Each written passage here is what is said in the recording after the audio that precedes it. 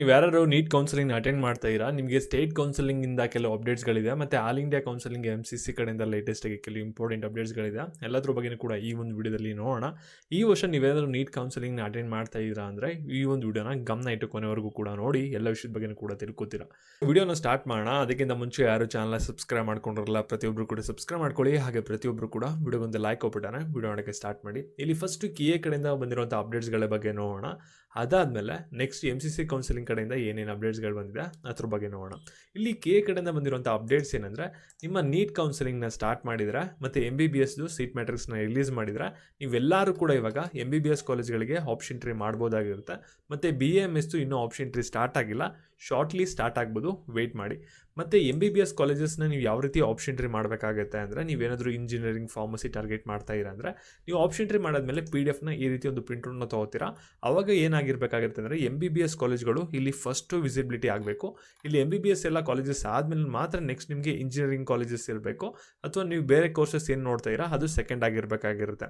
ಸರಿನಾ? Combined counselling ಆಗಿರೋದ್ರಿಂದ ನೀವು ಕರೆಕ್ಟಾಗಿ ಕಾಲೇಜಸ್ನ ಪ್ರಿಯಾರಿಟಿ ಕೊಟ್ಬಿಟ್ಟು ಆಪ್ಷನ್ ಟ್ರೀ ಮಾಡಿ. ನೀವು MBBS ಟಾರ್ಗೆಟ್ ಮಾಡ್ತಾ ಇರಾ, ಫಸ್ಟ್ ತೊಗೊಂಡೋಗಿ ಇಲ್ಲಿ ಇಂಜಿನಿಯರಿಂಗ್ನ ಫಸ್ಟು ಪ್ರಿಯಾರಿಟಿ ಕೊಟ್ಟಿದ್ದೀರಾ ಅಂದರೆ ನಿಮಗೆ ಇಂಜಿನಿಯರಿಂಗ್ ಸೀಟ್ ಅಲಾಟ್ಮೆಂಟ್ ಆಗುತ್ತೆ, MBBS ಸೀಟ್ ಅಲಾಟ್ಮೆಂಟ್ ಆಗಲ್ಲ. ಅದಕ್ಕೋಸ್ಕರ ಕರೆಕ್ಟಾಗಿ ಪ್ರಿಯಾರಿಟಿನ ಕೊಡಿ ಆಪ್ಷನ್ ಟ್ರೀ ಟೈಮಲ್ಲಿ. ಸರಿನಾ? ಇವಾಗ ನಿಮಗೆ ಆಪ್ಷನ್ ಟ್ರೀಗೆ 22 ಲಾಸ್ಟ್ ಡೇಟ್ ಅಂದ್ಬಿಟ್ಟು ಜಾಸ್ತಿ ಏನು ಟೆನ್ಷನ್ ಮಾಡ್ಕೊಳಕ್ಕೆ ಹೋಗ್ಬಿಡಿ, ಭಯ ಪಡ್ಕೊಳಕ್ಕೆ ಹೋಗ್ಬಿಡಿ. ಯಾಕೆಂದರೆ ಇದು ಜಸ್ಟ್ ಮಾಕ್ ರೌಂಡ್ ಆಗಿರುತ್ತೆ. ಇಲ್ಲಿ ನಿಮಗೆ ಸೀಟ್ ಏನು ಅಲಾಟ್ಮೆಂಟ್ ಆಗುತ್ತೆ ಇದು ಯಾವುದೇ ಥರದ ರಿಯಲ್ ಅಲಾಟ್ಮೆಂಟ್ ಆಗಿರೋದಿಲ್ಲ, ಜಸ್ಟ್ ಒಂದು ಟ್ರಯಲ್ ರೌಂಡ್ ಆಗಿರುತ್ತೆ. ಆಪ್ಷನ್ ಟ್ರೀ ಪ್ರೋಸೆಸ್ ಯಾವ ರೀತಿ ವರ್ಕ್ ಆಗುತ್ತೆ ಅದನ್ನ ನೀವು ತಿಳ್ಕೋಬೇಕು. ಅದಕ್ಕೋಸ್ಕರ ಏನು ಮಾಡಿದೆ ಅಂದರೆ ಅವರು ಮಾಕ್ ರೌಂಡ್ನ ನಡೆಸೋದು. ಸರಿನಾ? ಮಾಕ್ ರೌಂಡ್ ಆದಮೇಲೆ ನಮಗೆ ಫಸ್ಟ್ ರೌಂಡ್ ಆಪ್ಷನ್ ಟ್ರೀ ಇರುತ್ತೆ, ಅವಾಗ ನಾವು ಕಾಲೇಜಸ್ನ ಬೇಕಂದ್ರೆ ಆ್ಯಡ್ ಮಾಡ್ಬೋದಾಗಿರುತ್ತೆ. ಏನಾದರೂ ಪೇಯ್ಡ್ ನೀಟ್ ಕೌನ್ಸಿಲಿಂಗ್ ಮೆಂಬರ್ಶಿಪ್ ಬೇಕಾಗಿದೆ ಅಂದರೆ ಬೇಗ ಎನ್ರೋಲ್ ಆಗಿ, ಯಾಕೆಂದರೆ ಲಾಸ್ಟ್ ಫ್ಯೂ ಸೀಟ್ಸ್ಗಳು ಮಾತ್ರ ಅವೈಲಬಿಲಿಟಿ ಇದೆ. ಇಂಟ್ರೆಸ್ಟ್ ಇತ್ತು ಅಂದರೆ ಒಂದು ನಂಬರ್ಗೆ ವಾಟ್ಸಪ್ ಮಾಡಿ, ಹೆಚ್ಚಿನ ಮಾಹಿತಿ ಸಿಗುತ್ತೆ.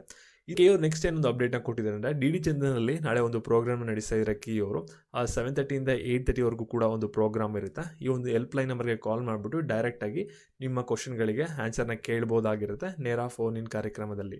ಸರಿನಾ? ಇವಾಗ MCC ಕೌನ್ಸಿಲಿಂಗ್ ಕಡೆಯಿಂದ ಬಂದಿರುವಂಥ ಅಪ್ಡೇಟ್ಸ್ ಏನಂದರೆ, ಇವಾಗ ನಿಮಗೆ MCC ಕೌನ್ಸಿಲಿಂಗ್ ಏನಾಗ್ತಿದೆ ಅಂದರೆ ನಾಳೆಯಿಂದ ಸ್ಟಾರ್ಟ್ ಆಗ್ತಿದೆ. ನಾಳೆ ನಿಮಗೆ ರಿಜಿಸ್ಟ್ರೇಷನ್ನು, ಪೇಮೆಂಟು ಎಲ್ಲ ಕೂಡ ನಡೆಯುತ್ತೆ. ಆಮೇಲೆ ನಿಮಗೆ ಟ್ಯೂಸ್ಡೇಯಿಂದ ಮಾತ್ರ ಚಾಯ್ಸ್ ಫಿಲ್ಲಿಂಗ್ ಇರುತ್ತೆ. ಸರಿನಾ?